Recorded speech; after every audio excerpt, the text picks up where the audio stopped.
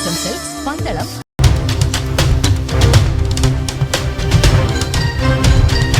പന്തളം മങ്ങാരം യക്ഷിവിളക്കാവിലെ ആയില്യത്തിന് മുന്നോടിയായി മഹാസേന്ത്യന യാത്ര നടത്തി. മങ്ങാരം ചക്കോളിശ്ശേരി കാവിൽ നിന്നും പാണ്ടിപ്പുറത്ത് കാവിൽ നിന്നും കലവറ നിറയ്ക്കൽ ഘോഷയാത്രയും ആരംഭിച്ച് വിവിധ പ്രദേശങ്ങളിൽ സഞ്ചരിച്ച് വൈകിട്ട് 6 മണിയോടെ അമ്പലം നിൽക്കുന്നതിൽ ജംഗ്ഷനിൽ എത്തിച്ചേർന്ന് താലപ്പൊലിയുടെയും മുത്തുകുടയുടെയും ചെണ്ടമേളത്തിന്റെയും അകമ്പടിയോടുകൂടി യാത്ര യക്ഷിവിളക്കാവിൽ സമാപിച്ചു. തുടർന്ന് ആൽത്തറ വിളക്കിന്റെ സമർപ്പണം KR മൊബൈൽസ് ഉടമ ES ശ്രീകുമാർ നിർവഹിച്ചു.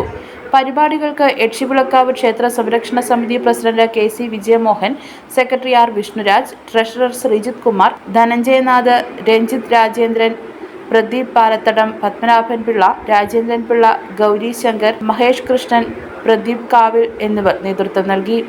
മാർച്ച് 21 8 മണിക്ക് ക്ഷേത്രതന്ത്രി ബ്രഹ്മശ്രീ CPS പരമേശ്വരൻ ഭട്ടതിരിപ്പാടിന്റെ മുഖ്യ കാർമ്മികത്വത്തിൽ കാവിൽ നൂറും പാലും നടക്കും. ഉച്ചയ്ക്ക് 12 മണിക്ക് ഗോദാനം, അനന്തഭദ്രം സേവാനിധി സമർപ്പണം, 12:30 ആയില്യ സദ്യ എന്നിവയുണ്ടാകും.